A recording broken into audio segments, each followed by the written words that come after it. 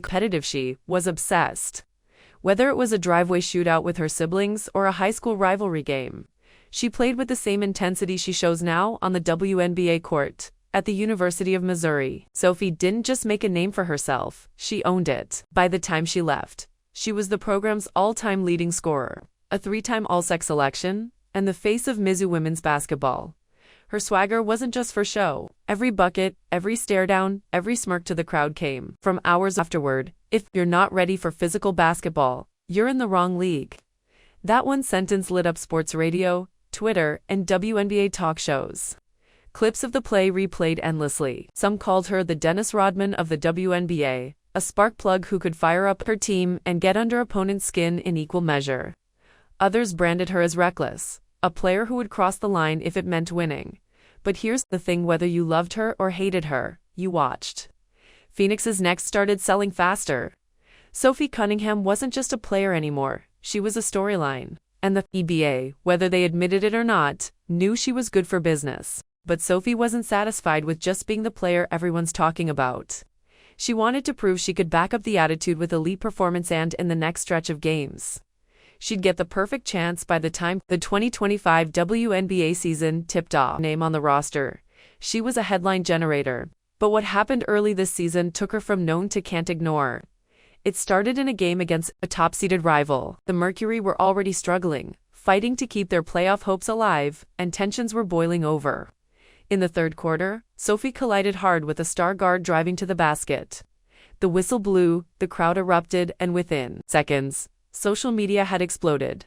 Clips of the play flooded Twitter, Instagram, and TikTok. Half the comments praised Sophie's toughness. The other half accused her of playing dirty. Hashtags like #ProtectTheGame and #Cunningham culture trended. For days, analysts debated the incident for an entire week. Was it just hard-nosed defense? Or did Sophie cross the line? Instead of ducking the controversy, Sophie leaned right into it. In the post-game press conference, she smirked and said, "If you can't handle physical basketball, maybe this isn't the sport for you." That one line cemented her as the ultimate WNBA CLO player, unafraid to poke the bear, embrace the booze, and use the noise to fuel her fire. Merchandise sales with her name spiked. The Mercury's ticket sales for her next few games saw a noticeable bump. Sophie was officially box office. But while the public drama was good for attention, behind the scenes the tension was building. Coaches and executives around the league were starting to view her as both an asset and a risk. And that's when whispers of a man. Sophie Cunningham wasn't just a player anymore, she was a storyline, a conversation starter, and, depending on who you asked, either the best thing or the worst thing to happen to the WNBA in years. But while fans and the media debated her every move, something much bigger was brewing far away from the cameras, inside boardrooms and on encrypted phone calls. Team executives were talking about Sophie in a way they hadn't before. Her name wasn't just being mentioned, it was being circled, underlined, and followed with phrases like possible acquisition and marketable asset. She was polarizing, sure, but in pro sports, polarizing sells. The only question was, who would take the gamble? According to sources close to league insiders, 2 teams had already made quiet inquiries. One was a struggling franchise, desperate for a spark, willing to overlook any PR headaches if it meant putting fans in seats. The other was a championship contender, looking for that one wildcard player to give them an edge, someone who could shake up opponents mentally as much as physically. And then, the bombshell rumor dropped. Word leaked that an overseas superteam club in one of Europe's elite women's basketball leagues was preparing a jaw-dropping offer. The kind of money that would make even established WNBA veterans blink twice. If Sophie took it, she'd be leaving the U.S. spotlight for a different kind of fame. One where the crowds were just as passionate, the paychecks were bigger, and the media scrutiny far less suffocating. The Mercury front office was suddenly faced with a nightmare scenario. Do they double down on their investment in Sophie, hoping the controversy eventually turns into championships? Or do they cash out now while her stock is sky high? Meanwhile, Sophie herself wasn't saying much publicly, but those close to her claimed she was torn. She loved Phoenix. She loved the energy of the WNBA, but she also knew this could be the kind of life-changing deal that only comes once. And if the league wasn't going to fully embrace her brand of unapologetic, rough-and-tumble basketball, maybe it was time to take her talents somewhere that would. One thing was certain: whether she stayed, left, or got traded, Sophie Cunningham's name was going to dominate headlines for months to come. And as the trade deadline crept closer, the tension around the Mercury locker room became almost unbearable. Every practice felt heavier. Every media question seemed loaded. Everyone was waiting for the moment the first domino would fall. If you think Sophie Cunningham's influence ends when the final buzzer sounds, think again. In 2025, she's not just an athlete, she's a full-blown personality brand, and she's leaning into it more than ever. Her social media presence is a mix of workout clips, motivational quotes, and playful jabs at opponents that walk the fine line between confidence and provocation. And it's that unique mixed competitor and entertainer that's turning casual viewers into loyal followers. Sophie has mastered the art of keeping her name in the conversation, even when she's not playing. Whether it's posting or sharing behind-the-scenes moments that give fans a peek into her personal life, she knows how to keep people curious. And in a league fighting for more visibility, that kind of engagement is pure gold. But make no mistake, her off-court presence isn't just about fun and games. Sophie's also using her platform to talk about women's sports, equality, and the importance of role models. She's spoken openly about what it's like to play in the WNBA, work twice as hard for half the recognition, and that's where her off-court persona becomes more than just a sideshow. It's a strategic extension of her career. By staying vocal and visible, she's building a brand that sponsors can't ignore and fans can rally behind.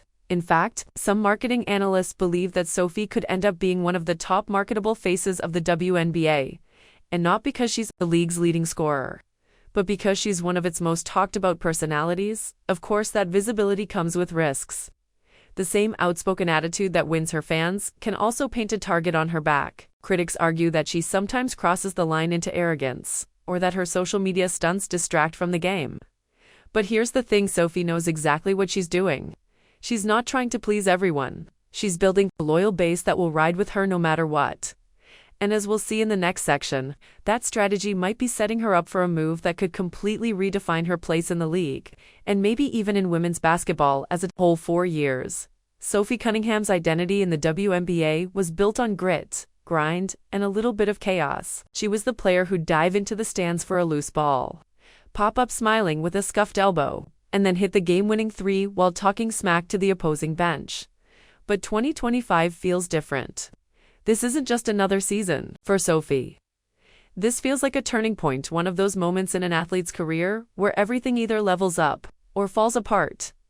Rumors have been swirling for months. Some say she's eyeing a bigger role on a new team, a move that could turn her from a supporting spark plug into a full-on franchise cornerstone. Others claim she's positioning herself for something even bigger, off the court. With her growing popularity, endorsement deals, and a personality that's tailor-made for the spotlight, Sophie could be on the verge of becoming one of the WNBA's most marketable faces. And here's the kicker. She knows it. You can see it in the way she carries herself this season. The calculated edge to her trash talk.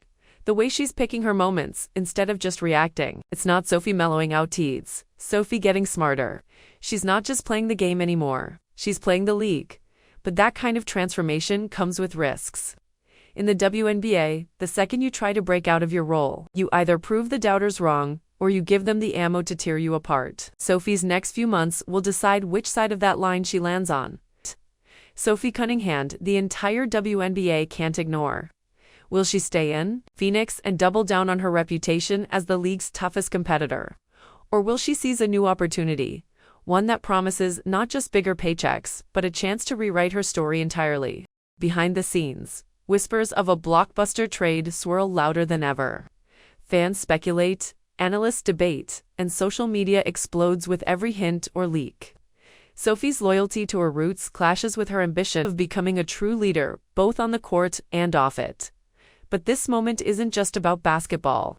It's about what it means to own your identity in a world that wants to box you in. Sophie Cunningham has never fit neatly into anyone's expectations, and she has no plans to start now as the next chapter in her career unfolds. Because this story is far from over, and you won't want to miss what happens next.